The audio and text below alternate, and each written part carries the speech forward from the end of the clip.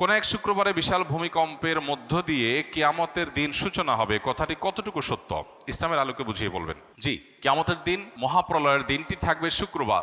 এটি বিশুদ্ধ হাদিসে বর্ণিত হয়েছে, নবী সাল্লাল্লাহু আলাইহি সাল্লাম থেকে সুসাব্যস্ত হয়েছে। শুক্রবারের ফজিলত সংক্রান্ত একটা হাদিসে জুমার দিনে কি কি হয়েছে এবং কি কি হবে সেগুলো বলতে গিয়ে একটা পর্যায়ে এই দিনেই কিয়ামত প্রতিষ্ঠিত হবে বা মহাপ্রলয় হবে, যখন সৃষ্টি জগতের সব কিছুকে আল্লাহ তাআলা ধ্বংস করবেন, আবার পুনরায় মানুষকে, প্রাণী জগৎকে আবার সৃষ্টি করে সবার হিসাব নিকাশের মুখোমুখি করবেন, হাসর কায়েম হবে। তো এই যে মহাপ্রলয়ের মধ্য দিয়ে যে মহাধ্বংসযজ্ঞ হবে, মহানিনাদ হবে, বিকট আওয়াজের মধ্য দিয়ে গোটা সৃষ্টি জগৎকে আল্লাহ তাআলা শেষ করে দিবেন, সেই দিনটি জুমাবার হবে।